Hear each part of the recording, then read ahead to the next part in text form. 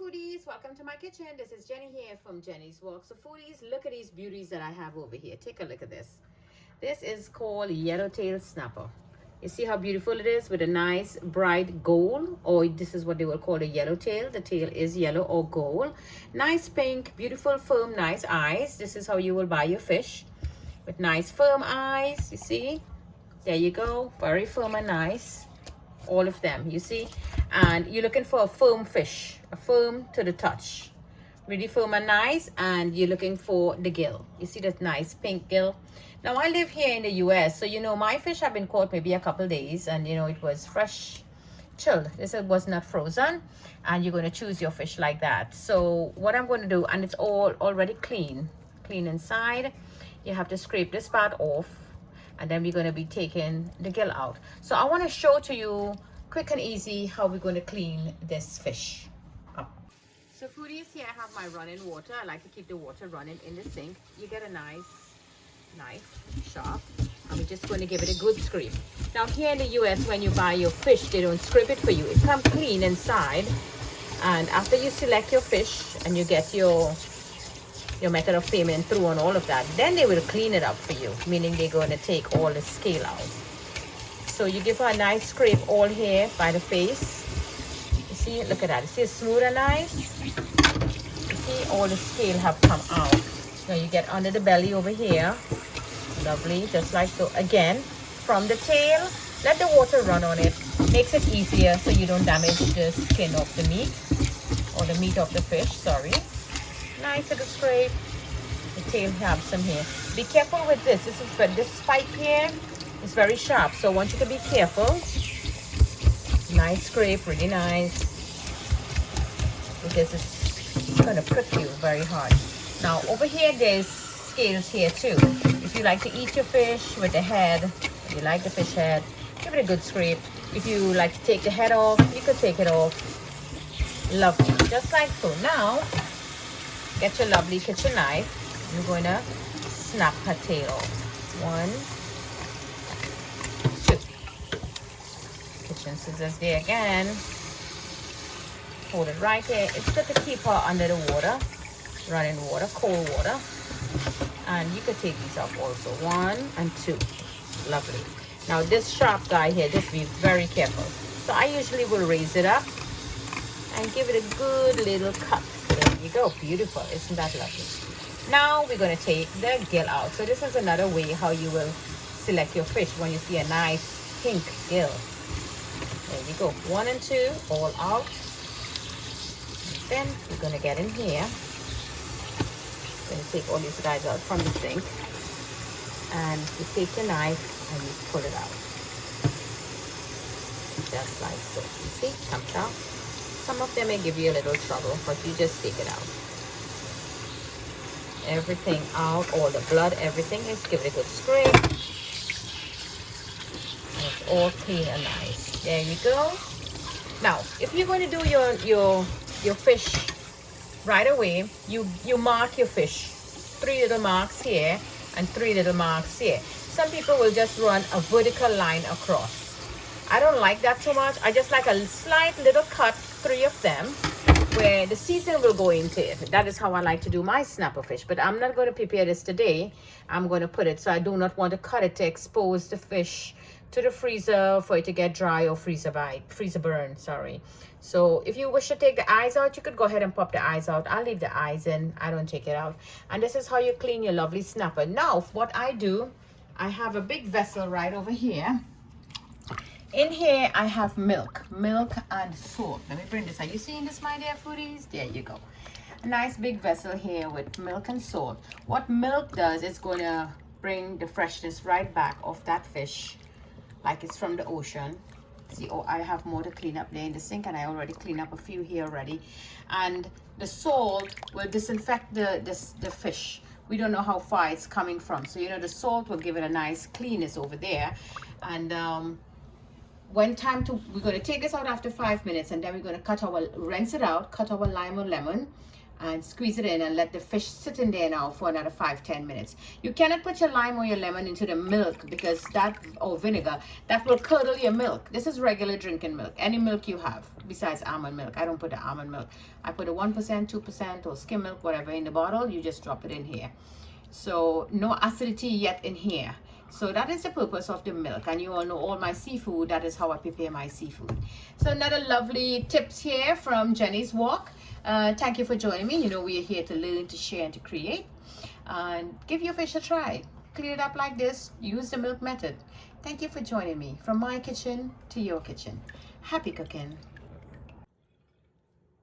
So my dear foodies, this is another fish I want to show to you. I want to introduce to you. This is the golden peck. There's two of this fish. This one is a golden one, as you can see the yellowness here, the golden peck, and there's one that is just like totally white. This is a lovely fish. I already went ahead and I cut the fins and stuff off. There's a little crown over here to be very careful. You see, it's very sharp, so you give them a good nip with your scissors. See, just like so. Just take the scissors. This one is frozen. Most of the time here in the US, I am here in NYC, you will get this frozen or a little soft defrost out, but it's a frozen fish. This is a lovely fish for the Filipino and Indian from India. They absolutely love this. I love this fish. It's very tough. The meat is a bit red. This fish, you do not have to fry it and then curry it or stew it. No, you don't have to do that. I love this with my curry fish and rice, or you could put your breadfruit to make a lovely breadfruit. For my brothers and sisters in the island, you know that fish that is called jackfish or cavalli, the one with the, you have to slice the whole thing out from here and you pull that skin out and it has like a stone in the gill. The texture of the meat in this golden peck is just about the same. It's very sweet and delicious, and you don't have to fry. It's not a soft fish. It's a bit red, and it's very, very meaty. I do not like fish head, but my favorite part is the fish head because there's so much meat up in this fish, you will be surprised. So I'm going to thaw this out completely, and I'm going to come back and show you how I'm going to cut into the belly, and there's a very little gut in there with more meat. So that's the golden peck.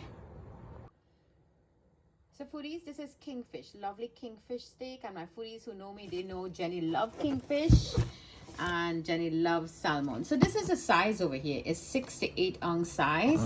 It's kingfish steaks, as you can see right here, kingfish steak. So this is how it will come. This is 10 pounds in a box, and this is a lovely steak that you will get. You see, this is the belly part where they will cut off that thin piece from it. Look at it. You see where it's cut out?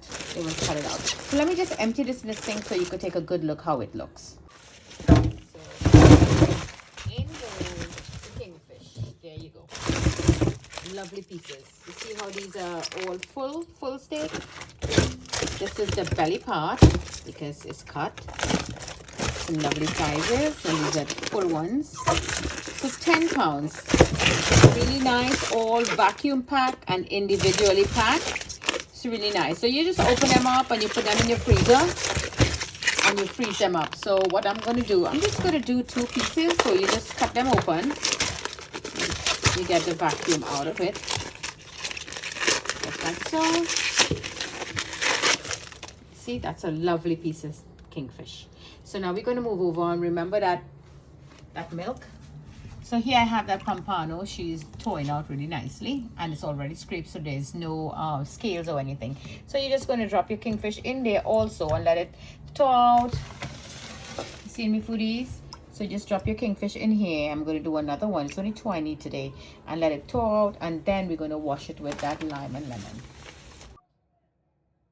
Okay, foodies, so I throw away the water with the milk and I squeeze my lime in here. Nice big half a lime with lots of juice.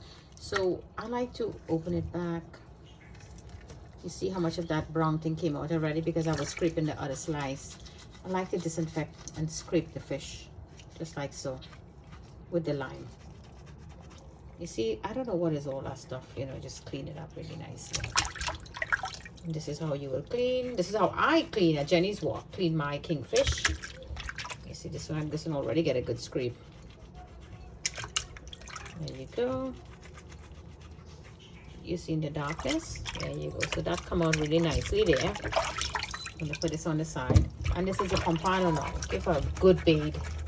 Scratch it up really nice. I took all the scales is out already. Keep her in here. Give her a good wash. And she's still, oh, this is opening up now. Good. So I'm going to open the cavity. The cavity still feels very hard, but let me open up the cavity. I'm going to fighting with this fish a lot, right? I'm going to pull the gills out. That's the gills in there. So just take your knife. I think it's still a bit hard. There you go. Open up the cavity. There you go.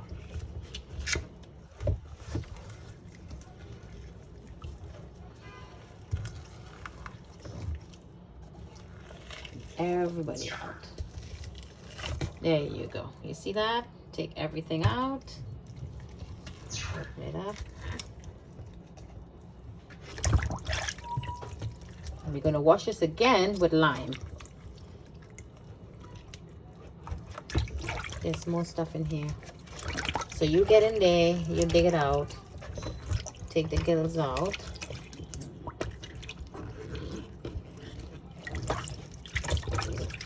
There's more gills. Get every gill out.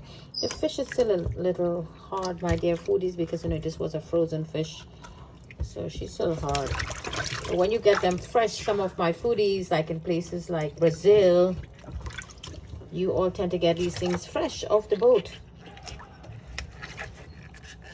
But my foodies here in the US and in England and those places where we have to buy this thing frozen, this is how you will prepare to get it all cleaned up really nicely. So we got the gills out. There you go. All clean and nice. Everybody out. There's no blood or anything in there. There's one little piece of gill giving me problem. Oh, there it is. I got it out now. Really nice and clean. You see the cavity? Let me show it to you. See how clean and nice it is in there? There's a little red part in there with some hematoma, like some clot blood. I will usually take the tip of the knife and clean that out. So I'm going to do that in running water. So right now, let's throw this water away and we're going to get it all cleaned up again with another dose of lime juice. So foodies, she all got washed already in a second set of lime. So now I'm going to just score the fish gently. You're going to score the fish. You're not going too deep. This is like 1 quart, like that, on both sides. Now this fish is pretty thick, as I say to you in the beginning.